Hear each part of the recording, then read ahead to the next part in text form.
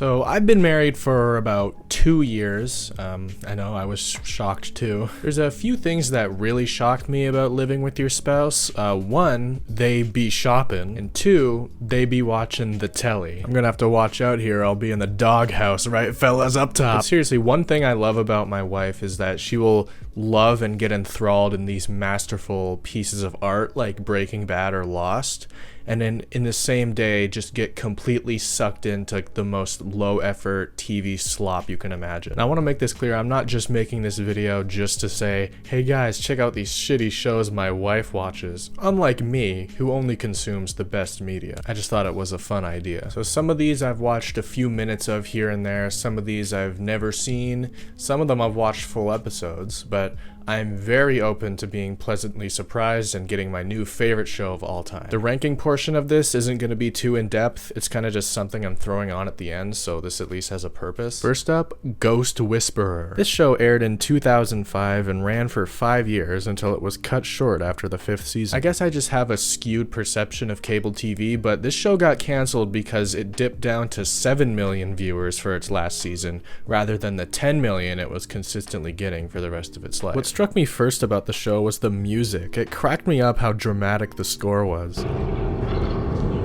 It's got a lot of the mid-2000s TV charming campiness. You gotta love the fisheye lens effect in the dream sequence. The lead actress Jennifer Love Hewitt carries the show. She is really charming to watch, and something I like about this show is how not subtle it is. It's not like the ghosts speak in like ghoulish poems or something. It's just like, yeah, my dad was kind of mean to me, so I'm kind of pissed, honestly. Ghosts turn out to be a great plot device when they could just be like, yeah, I actually know exactly where this character you have to talk to is. And then the next shot is them talking. There's no nonsense. I also can't stress how fast these scenes can switch tone. It cracks me up every time.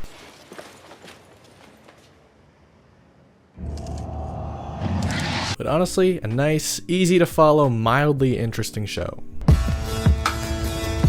I've heard more about House in the last 6 months than I have in my entire life. It got placed on some streaming services and has instantly become a decently big cultural thing. I always see memes and people referencing this show online, and that's for good reason. It is a good show. I never sat down and watched a full episode of House, but when I did, I realized why it was so successful. At its core, it's about a doctor who's really good at his job, but not much else. It usually follows the common cable TV episodic format where there's a flashback to something bad happening, and with some twists and turns on the way, they crack the case. But where shows like CSI or NCIS would put you to sleep, House is different. What really sets this show apart is the writing. Every time Dr. House is in a scene, you're waiting on bated breath for his next sentence, because it's always genius. Dr. House, I don't think we've met. Dr. Jamie Conway, I've heard your name. Most people have.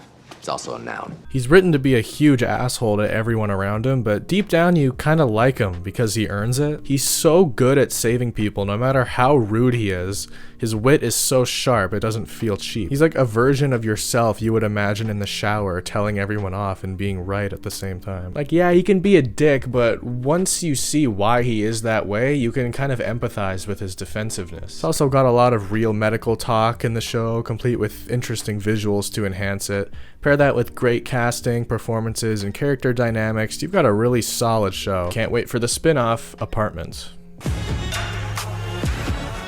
I gotta be honest, I don't know what this show is about, even though it feels like I should based on how they talk about it. Every single podcast had an opinion about it. I guess I'm just not that connected to mom talk. So the show revolves around a scandal that happened where these Mormon TikTok moms were soft swinging with each other's husbands. Not all the way, just like a dry tug in the driveway, something like that. So that comes out. Everything explodes, and then right after that, Hulu puts a bunch of cameras on them. Honestly, not a bad idea for a reality show. So all these women live in Utah, which caught me by surprise. It really sounded like a California thing on paper. I love how Utah is shot in this show. It makes it look like a separate reality, and the way these people communicate is just such a deviation from what is normal for me. It's like Black Mirror. Saying, should we date or should we not? And of course my mom goes and gets in there. One thing you'll notice about this show is pretty much everyone dislikes each other, but they still get together and pretend to be friends for some reason.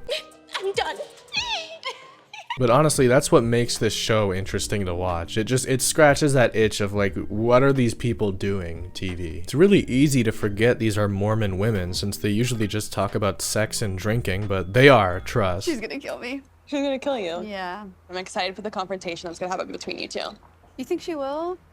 No. I think she will. No, I think she will. Yeah, she's gonna slit your fucking throat, I think. I think this scene is a pretty good representation of how each interaction in the show goes. This woman goes to her mom and says that she thinks she should take a pregnancy test. You're so stupid. Always screwing up everything. It pisses me off. The fuck? But it's okay, watch this. I say from here on out, we have each other's backs. Cheers. Cheers, lady. And they never said a mean word again. What the fuck are you talking about, Jen? Shut up. They had to stop the show right after the pilot, actually, because they were all just being nice to each other. If I'm being honest, I might keep watching this. It's like the perfect hate watch experience. Who's that girl? Who's that? It's just...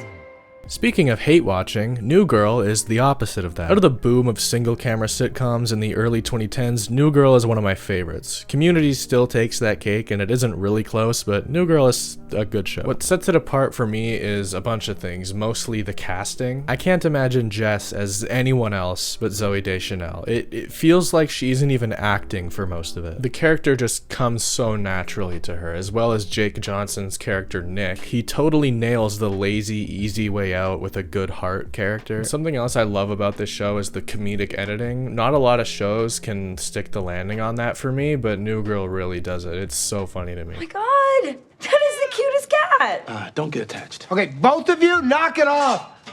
Winston! A lot of sitcoms have this formulaic structure where it's your turn to talk now, it's their turn to talk. In this show, they talk like a group would talk. Sometimes they talk over each other, sometimes they laugh at each other's jokes. The humor is so fast-paced, even when there's not like a verbal joke being told, there's usually one in the facial expressions or editing. That's not an easy thing to do, and even when it's done, it can feel kind of forced, but it feels right in this show because there's a good dose of emotional scenes and character arcs. All these characters grow together over 7 seasons, so their ridiculousness always seems genuine, like how you are with your friends. Great show. If you like sitcoms, you'll like it. I don't really know what to say about this show.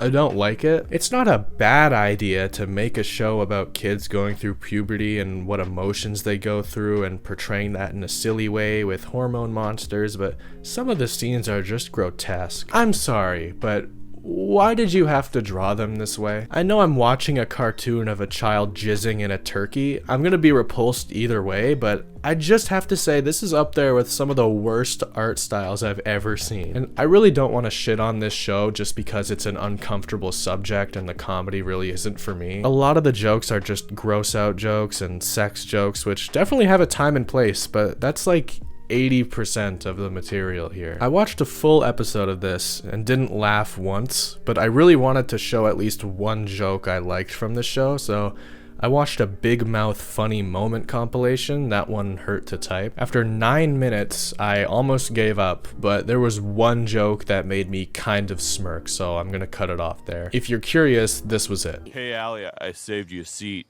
It's right here. Hey, guys, I said it. That's the best I got for you. So those are some of the shows that my wife has watched. I don't really want to end it here, so I'm just gonna do a quick ranking. Very top, New Girl for sure. Honestly, I'm gonna put House and Secret Lives of Mormon Wives on their tier together because they are both very entertaining, but I'd have to give the edge to House for not being complete slop. Next is Ghost Whisperer. Not a bad show, but just kind of boring for me. And all the way at the bottom is Big Mouth. Honestly, I just don't want to think about this show anymore. But that's my video. Thank you for watching.